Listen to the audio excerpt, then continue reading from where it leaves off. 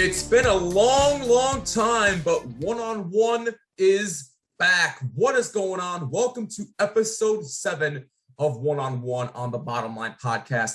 I'm Jimmy Finizzi. I hope that you're doing well. It has been 2 months, but the series is finally back, and I do apologize for the long delay for the series to be back, but I promise you it is worth the wait because we got a very special musician who was an up-and-coming superstar in the making. I'm calling it right now. She's going to be a superstar. I'm talking about the one and only Brooke Surgener. Now, before we get started with this interview, just a couple of things to address here really quick.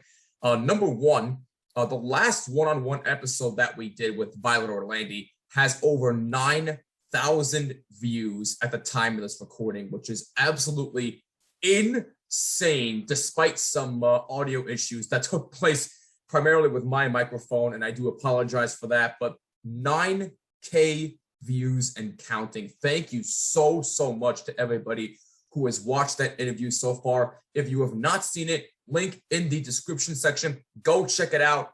Can it reach 10K? Let's find out. Let's make it happen. So go check it out. Episode 6, one-on-one with Violet Orlandi, if you have not seen it already. And on another particular note, since Veterans Day has passed, we just want to take one more moment to say thank you so much. I say one more moment because we already posted it on social media and our stories, but we just want to take one more moment to say thank you so much to everybody who has served our amazing country. We would not be doing this if it wasn't for the brave men and women who gave their all every single day fighting for our freedoms and for our country. So it's because of them that we get to do this for a living. So to everybody out there who has served, thank you so much for everything that you have done. Now, Brooke Surgener. I mean, like I said, this young lady is an up-and-coming superstar in the making. We're going to talk about how her career got started, what her songwriting influences are, and her brand new original album coming out very soon. We'll also talk about her Covers Volume 1 album, which is out right now on all streaming platforms and on her website, which we'll talk about in a little while. And she is very much into cosplaying, from anime to Disney princesses, you name it. We'll talk about that as well. This is going to be fun. And if you have any questions for Brooke, like I said, leave them on all social media at Bottomline WMCX. So with that being said, please sit back, relax, and enjoy this exclusive one-on-one interview with Brooke Surgener. Enjoy. All right, ladies and gentlemen, like I said before, this young woman is an up-and-coming superstar in the making, and let me explain why. First of all, she's good friends with our good friends in First to 11. She's very close to the Rock School. She's very involved there. If you don't know, by the way, it's Rock School Studios in Erie, Pennsylvania. She has a cover album out called Covers Volume 1, which is out right now on all streaming platforms and on her website, brooksurgener.com. You can go check that out if you wish to do so. She is very much into cosplay when it comes to anime and Disney stuff, which we'll talk more about in a little bit. And she also has an up-and-coming original album, which is coming out very soon. And we'll talk more about that in a little while. But ladies and gentlemen, for a return to the Bottom Line series one-on-one for the first time in 2 months, we are proud to have on the one and only Brooke Surgener. Brooke, first of all, how the heck are you doing? And thank you so much for being. Thank you so much for having me. I'm so sick, but I am awesome. I am feeling very good besides my immune system. I'm great. How are you doing? I'm doing fantastic. I feel great. I can't wait to do this with you. I'm sorry that you're a little sick, but hey, you know what? The change in weather is going to do that for you. So yeah, I'm kind of feeling you on that one, but fingers crossed that that nothing else happens here from here on out. But I'm feeling great. I'm glad you're feeling great. And again, thank you so much for being a part of this. So let's not waste any more time and let's get into this. Actually, before we get started, like I said before in the pre-show intro, I did ask you fans out there to hit me up on social media at Bottomline WMCX with any questions that you have for Brooke. I mean, we'll get to those in a little while. But to get started, as always, I have to address this because I know a lot of people are sick and tired of it, but I love origin stories. If you know me by now, I gotta know how things start out. So with that being said, Brooke, how did you first get into liking music? I grew up with a mom who gave piano lessons and was always singing harmonies to every song you would hear on the radio. And so it was always around that. But I'll be honest, I don't think I really loved music until I was 10 years old. Maybe I just didn't hear the right, genre yet. And so I was already like surrounded by music and it was just kind of in there. But it was when I was 10 and I heard a song by Michelle Branch. Do you know who Michelle Branch is? I'm very familiar with her, yes. Oh, man. So I heard her when I was 10 years old and I saw her playing guitar and I just was like, this is the coolest thing I've ever seen. And honestly, back then, I mean, this is like 2000, like it wasn't as often that you would see like a female artist singing her own songs, playing her own instrument. And I just thought it was the coolest thing ever. And I said, Mom, I want to learn this song. And she's like, okay, let's go to the piano. And I said, no, she's got a guitar. I want to learn guitar. And my mom had a guitar in the back of her closet that she's had forever. And she's like, well, I don't really know how to play it anymore, but I can figure out the chords for you. And here's a chord book. We didn't have Google. You couldn't just YouTube how to figure out how to play this. And so she gave it to me and I taught myself. And I think I was very, very lucky though, because that same week I went into my music class and I was just so excited to like tell somebody that I started playing guitar. And it was like 2 days into learning. I told my music teacher and he was like, cool, do you want to bring it into the class and play for everyone? I was like, sure. And he's like, how about Thursday? And I'm like, yeah, okay. So I came home and I'm like, Mom, I need to finish learning this song. And she's like, what? I was like, yeah. So I learned my first song in like 4 days. And I think it probably wasn't great, but I had the opportunity to perform right away at 10 years old. As soon as I picked up the guitar, I got that rush of feeling like, I don't know, like I was just doing something I was meant to be doing. And we've all had that experience where what we are doing feels right with ourselves. And I just told myself this is the only thing I ever want to do for the rest of my life. So, I mean, there's more I could get into, but that is definitely how it started. Yeah, no, that was actually going to bring me into my next question about performing for the first time. Like, what was 10-year-old Brooke thinking? What was 10-year-old Brooke thinking at the time before you hit that stage? What were your emotions like going through those skills for the first time? And I get nervous. I feel like I have to pee. So I probably had to pee. But we all get like that. No worries. I feel like I just blacked out. And when it was done, I just was like, oh my God, that was amazing. And again, it probably wasn't great, but it felt amazing. And ever since, I just continued to chase that feeling. And I think I just kind of got used to it. And it just kind of, I feel like whatever you do when you're a kid, and we'll get into that with the cosplay stuff later, it really shapes who you are. And I just think I had such a great opportunity to express things I didn't know how to express to people through music at a really young age. And it turned me into the person I am today. What would you tell your 10-year-old self now? I would tell myself, heck yeah, girl, you never gave up. And that's all I wanted to do, was just never give up. And, I'm older now, but like, I think as time has gone on, my idea of what success means to me has completely changed. And my idea of my career has changed. And I'm just chasing this happiness of being able to still write and perform and get that high of performing, and also that high of connecting with people while performing. And if I could just, I don't know, I just give myself a hug. I think when it comes to the music stuff, I'm glad I stuck with it, Is there a specific song that you listened to when you were little that made you want to pick up the guitar? I know you said Michelle Branch earlier, but Yeah. Is there another specific artist that influenced you? See, growing up, all my parents would play would be like country music and like Christian music. And Not that there's anything wrong with either of those. I mean, I can still rock out to some Dixie Chicks, but I really, I like yeah, that. yeah, but I really don't think I loved music until I heard a Michelle Branch song, and it just felt Okay. more like this is more of me. And cool story, really quick though. I got to meet her this year. Really? Yeah, it's just like Wow. a lifelong like on my bucket list thing that I always wanted to do, and she was hosting like a Zoom call, like one-on-one chat, and I was just like, do I do it? Do I do it? Yes. Let's do it. This is how you meet people now anyway. So yeah, I got to meet her and I got to say thank you. And that's another thing. Like it just feels so amazing that I just got to accomplish. Is she as nice as everybody makes her out to be? She's real chill. Like, Well, and that's I'm just good. like, That's that's good. exactly what I wanted. But I think as far as, I don't think there was a specific song.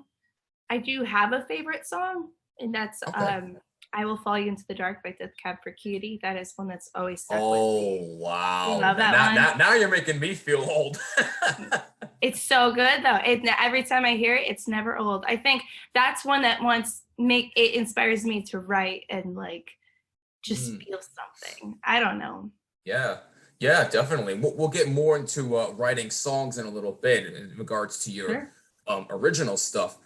But I do have a curious question here. It actually does come from somebody on social media, and it pertains to songs that you like. This comes from at Douglas underscore Morris underscore on Instagram, and he asks you, what is the song that you like that would surprise a listener like me?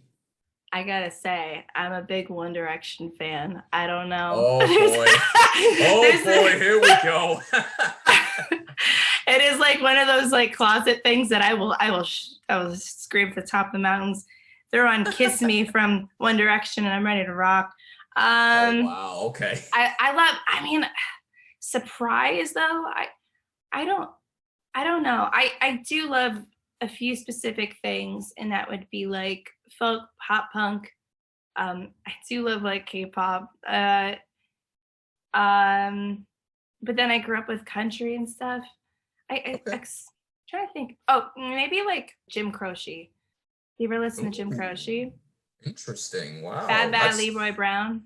yeah, Yeah, that's something I haven't heard and sheesh. yeah. I go And back now to there. So maybe that yeah, one. now Yeah. now I really feel old.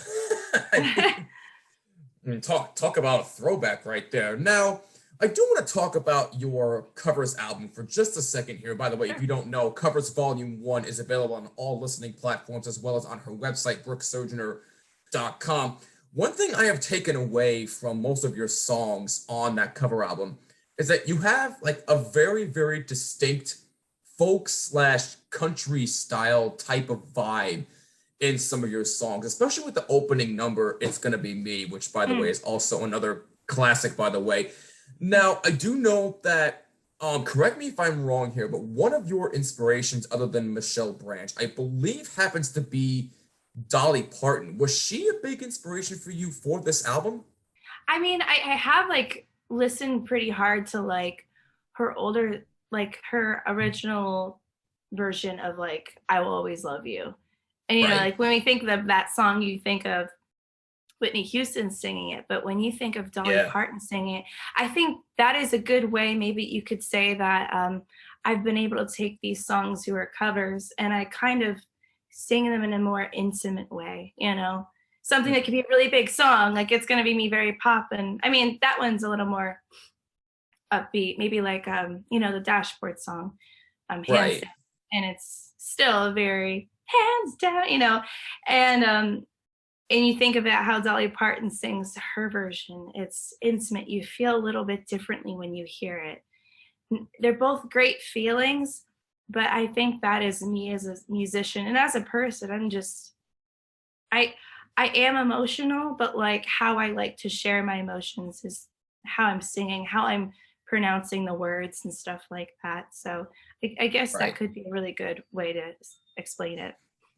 No, that's completely understandable. And because the only reason I asked that is because A, I know that It's Gonna Be Me is probably one of your most popular covers to this day, and I still listen to it every single day. It's fantastic. And Thanks. two, no, of course. And B, I know that Dolly Parton has like that folk style, country Oh style yeah. type of music vibe that she gets. And heck, she's still doing stuff to this day, God Dude, bless her. she So I, doesn't quit. She's awesome. no, she does not.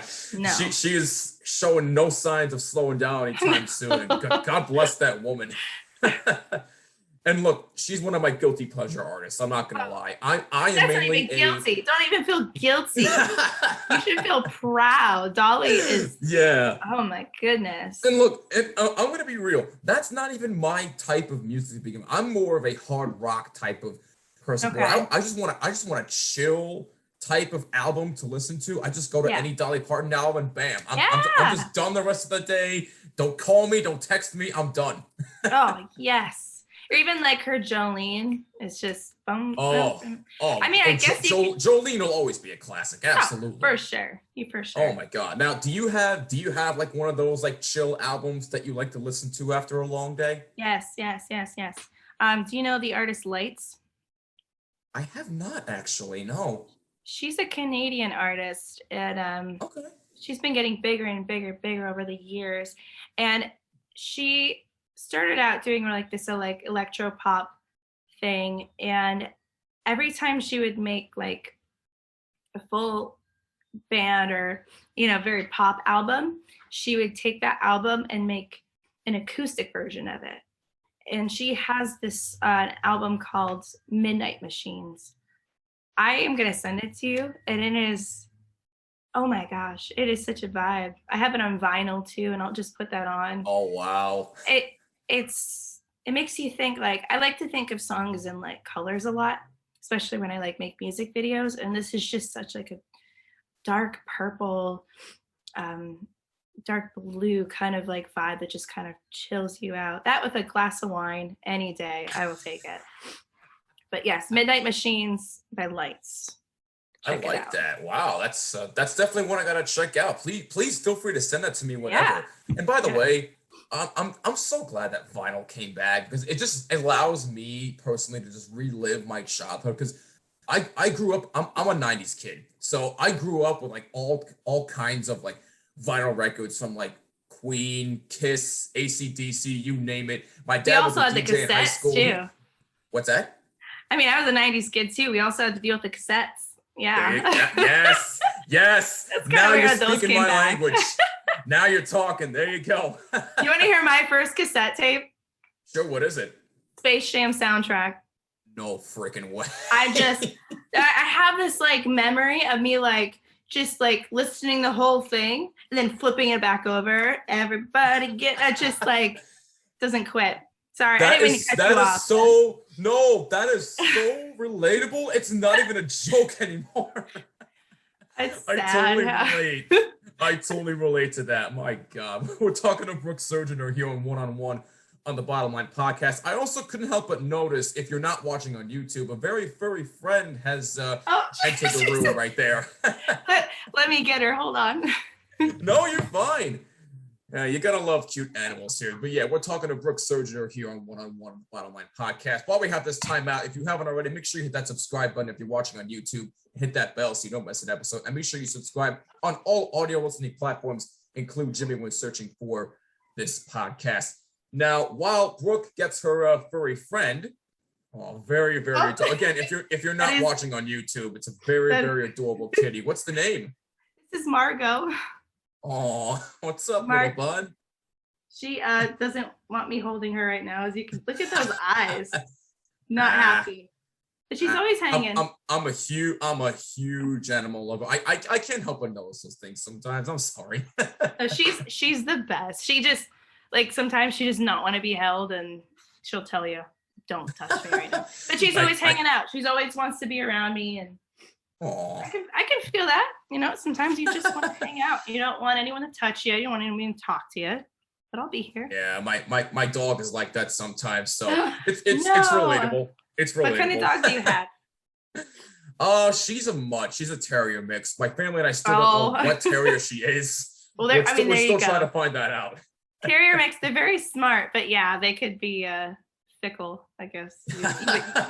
You would know exactly how to describe it. I've only Oh experienced yeah. them, but I have never owned it. Yeah, no, yeah, you're absolutely right. Now, since we are going back on track here, let's talk about your original music. And speaking of your original music, there is one question I did get on social media, going back to the questions here Sure. from the fans. It comes from at Joel Flores 161. He asks you, what age did you start writing your own songs? I'll probably say 11. Okay, And so probably about a year after you started getting into music more. yeah, because I could say I wrote at 10, but like I had no idea what I was doing. And Okay. you know, writing, and this is also why I love teaching music so much and teaching songwriting to younger girls. It's Mhm. no one feels like they're heard, especially at Yeah. that age. And I definitely always felt like I was invisible. And I think we all do. I don't think I'm special for feeling that way, but I just wanted to put out my thoughts, put them out somewhere. And writing was the perfect way for me to express myself, for me to say what I wanted to say. And even if it didn't do anything, I'm like, I said it. Or like you wrote a song and you'd be like, wow, I was really sad, but look what I made from that sadness, and Right, yeah. it's the only thing that's always given back to me is songwriting. Now, I want to go off of that real quick with what you just said, because I always feel like if you are like me and my co-hosts have always stood by this, and I'm going to say it again. If you're a woman out there who wants to be in the music industry, in the sports industry, the art industry, whatever, do it. Like, there's nobody out there who can stop you regardless of what they think. You go out there and do whatever the heck you want. So with that being said, with you teaching all these young girls at the rock school about songwriting and singing and playing guitar, what would you say to those young women out there who are watching or listening to this right now who want to do this for a living? What would you tell them? To do it.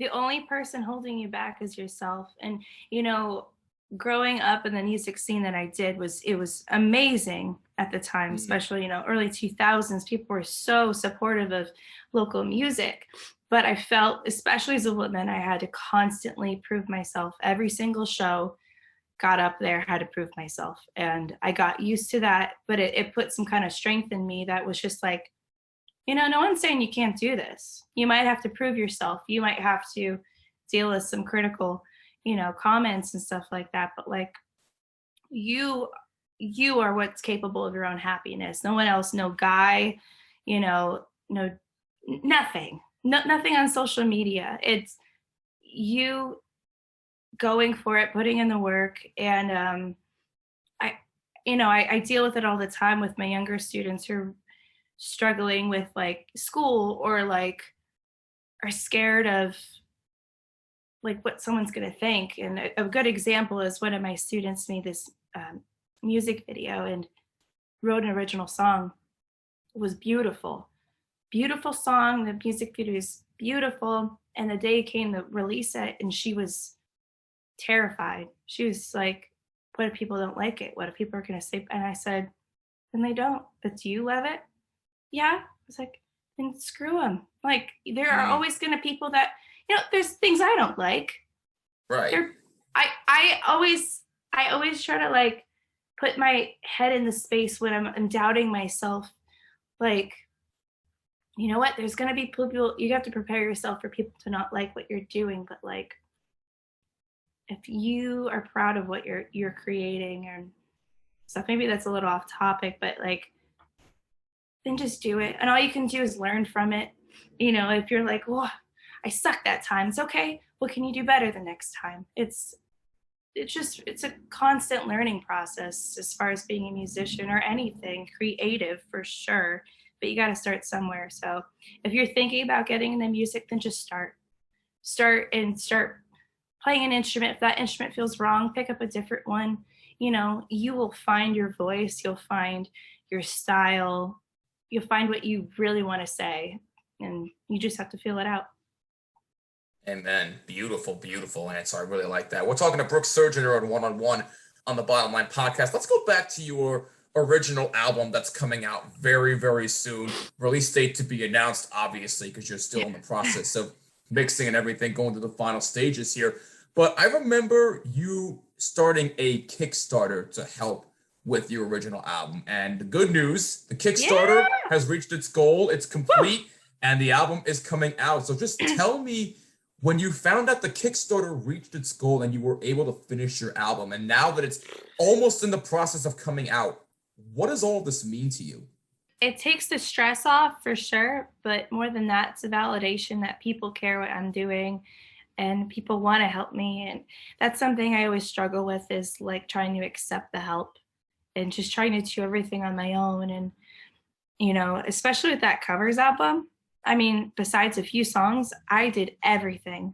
I mean, I didn't mix and master, but like I played every instrument on there and I had to think of everything. And it is so stressful because, especially with your original stuff, and to just have other people have my back and behind me, and like, no, we believe in what you're doing. Keep going.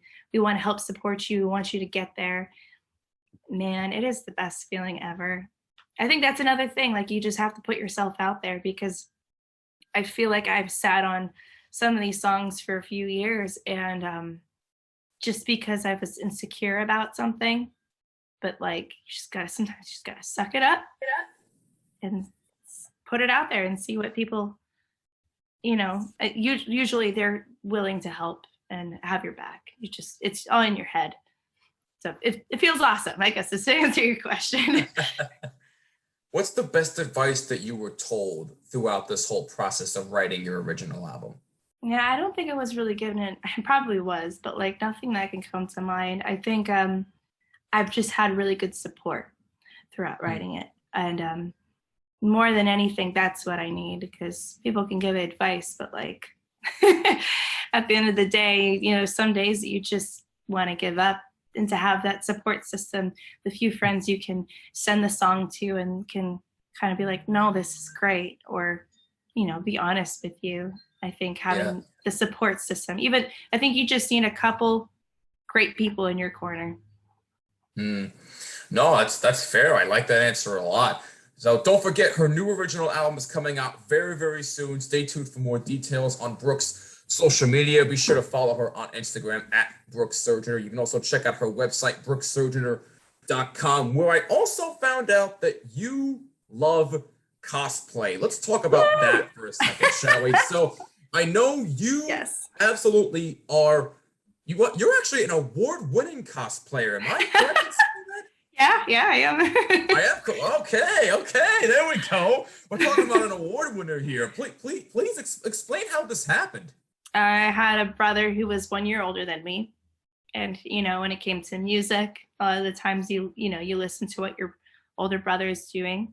When it came to video games, I played what my older brother was playing, Zelda, Final Fantasy, all that stuff. And it just sticks with you. And then when it came to watching shows, he would watch Dragon Ball Z, I would watch Sailor Moon. We combine the two, you start watching some great stuff. And that is something I feel like it always sticks with you. You always love it. Some people just try to act like they don't care about it. But, you know, even with Space Jam, dude, I went and saw Space Jam 2 the night it came out. It was terrible. But I was like, I gotta see it. So I heard. It was so bad. But like, I was like, I still have to go see it because it was such a big part of me. And I think cosplay happened the moment I realized I wanted to explore those other parts of me to its full extent without caring about what anyone else thought. And I love fantasy and I love all that stuff. And I'd always want to go to a convention. And it wasn't till I can't even know what year it was, maybe 2013 or I think 2013 maybe. Right. Me and my best friend, we went to our first convention, and it was a really cool experience because the same like thing that I felt the first time I performed when I was 10, I didn't think I'd ever experience that again, because you think that's like, you know, oh, that's your passion, that's it. And I walked I went to a 3-day convention. I experienced that all over again. And I was like, oh my God, this is me.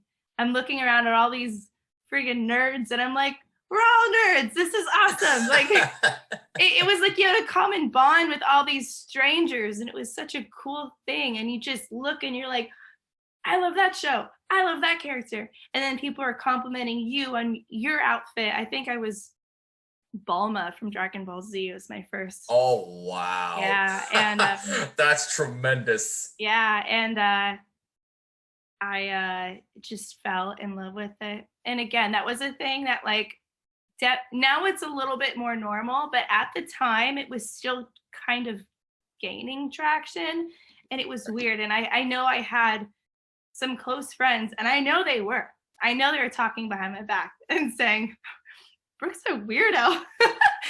Why is Brooke wearing wigs and stuff? And I'm like, because I love it. I love it. And you know what? Cosplay, dressing up, and also learning from that, learning how to make costumes better, how to be better at this.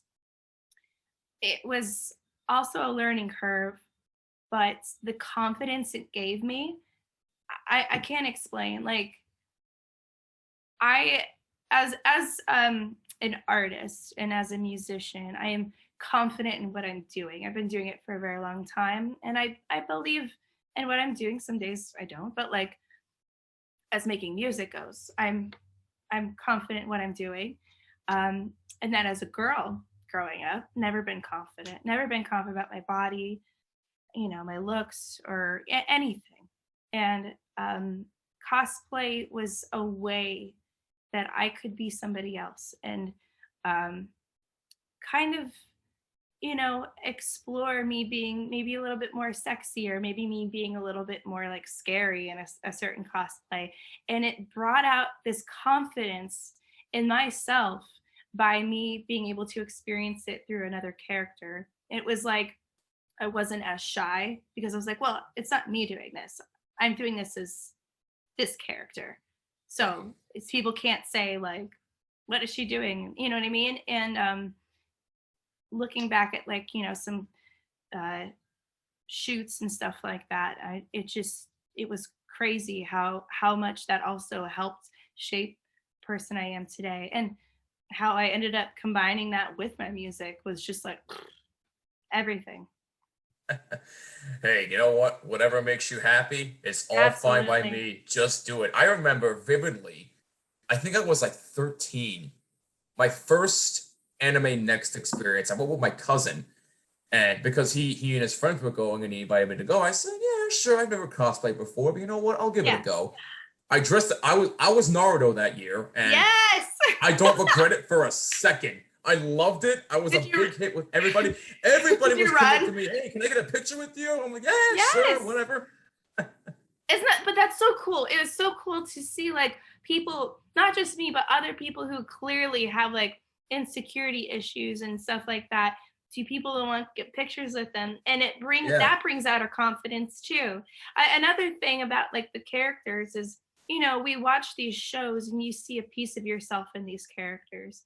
And, whether it was Kagome or something from Inuyasha, and I just kind of saw myself in that character, and to actually be able to like be that person for a day and like convince yourself,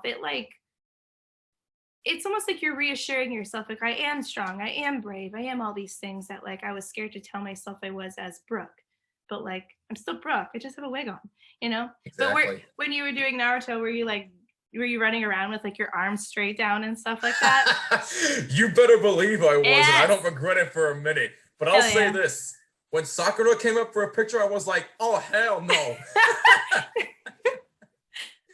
But no, and in all seriousness, I did get a picture with whoever dressed as Sakura. She was actually really nice. Awesome. That's awesome. I'm not that type to run away like that. As much as I did act like Naruto the whole time there, I couldn't help but say yes to pictures from everybody. It was a really nice experience. That's awesome. I love that.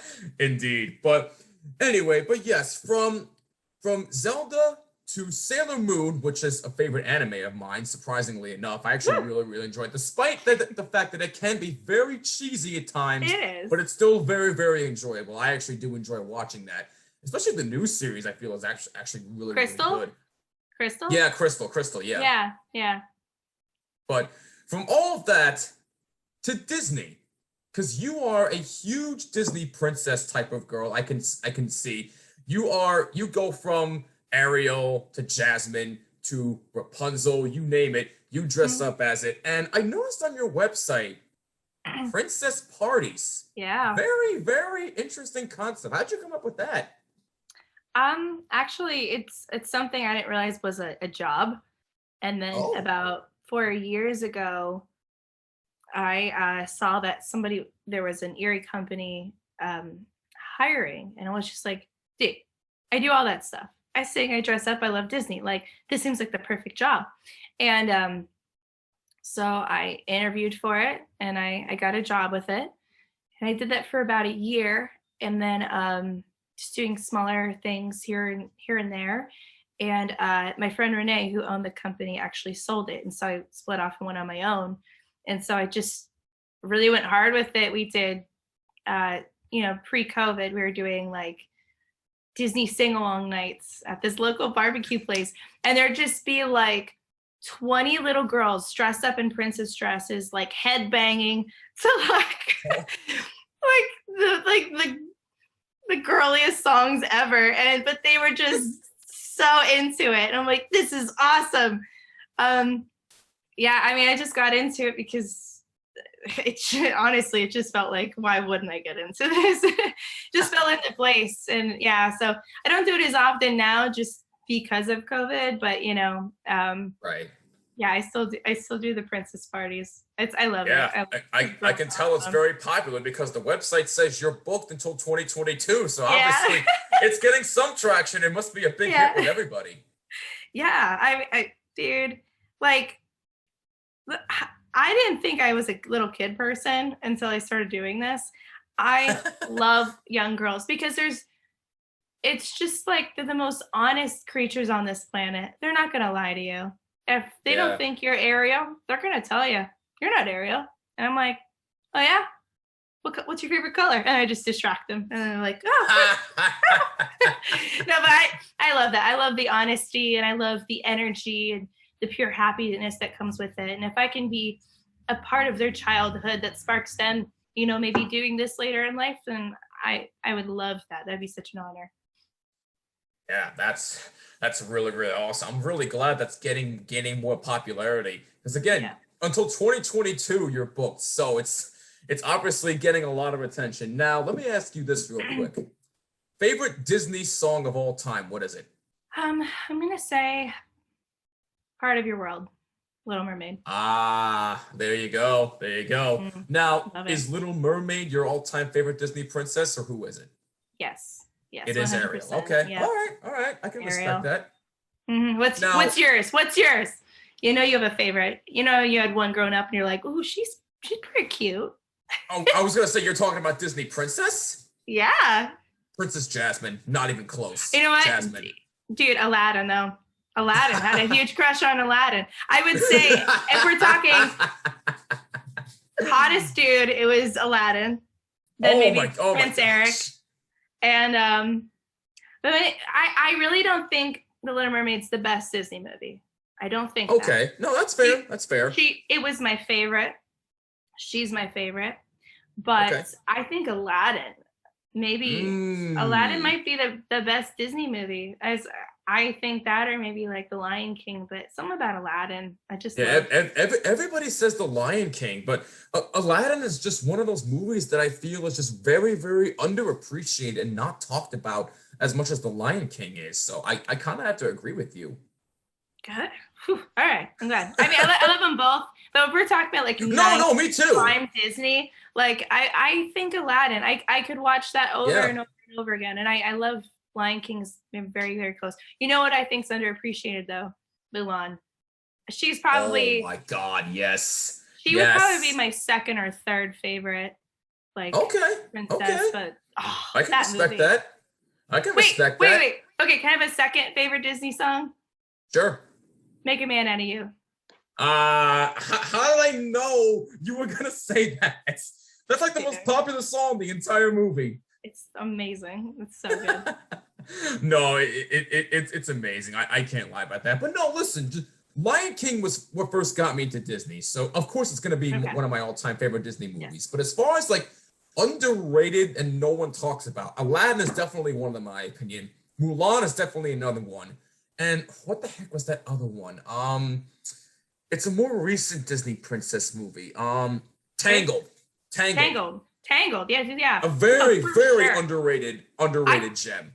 I think Tangled, as far as like, with the Pixar and everything, I think that is the best one. They all love Frozen. I agree. I'm like, no, Tangled. I cried during that one. So oh my gosh. Good. Oh my goodness. Yeah, I know.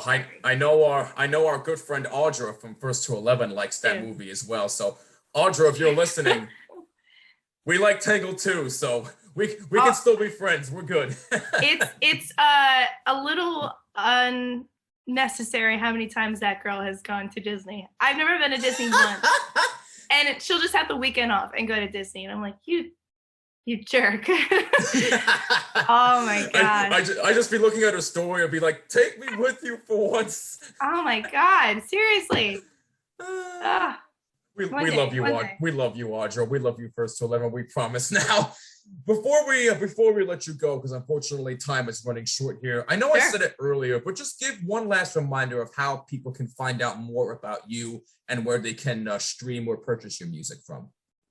So I think the best place to find out more about me would be to head out to my Instagram, which is just at Brooke Surgener. I think I post there the most frequently, even if it's not enough. I've got a YouTube channel where you can find original and cover music and my music videos. And that's just YouTube at Brooke Surgener. My website, you can check out my Disney princesses over on my website as well, which is brooksurgener.com. And right now you can stream my covers and a few of my original songs on my Spotify channel. And you can also purchase the covers album if you'd like. Yeah. But coming next year will be my full-length original album, and I'm so excited about that. So go follow me, and you'll hear more about that as time comes on. So super exciting stuff. Now, I did have one more question as pertains to video games, since you brought them up earlier. Okay. What was your favorite growing up, besides Legend of Zelda? Final Fantasy X. Oh, 10? Really? Wow. 10. Okay. I can respect that. What was yours? Oh, wow. That's that varies for me on a daily basis. But if you're talking like number one all time for me, as in video games, Sonic is definitely up there. Oh, Sonic. That's a good one. Yeah, he first got me into video games, so that's always gonna be number one on my heart. Absolutely. Right. But as far as like currently right now, gosh, that's tough. I would have to say probably like Mario Kart 8 Deluxe. Because I loved Mario Kart growing up. I played Mario Kart 64, the classic. So as far as right now, I would have to say Mario Kart 8. I wish I had one for you right now, but I seriously just keep going back to the classics. I have Ocarina of Time in my 64 right now, and I will play it before bed every single night. Yes. Yeah. Now we're talking. Absolutely. Yeah. I still have my N64 too, and I have no intention of giving that up anytime soon. No, never. I also still have a freaking Nintendo GameCube in my house, and I don't plan on giving that up anytime soon either.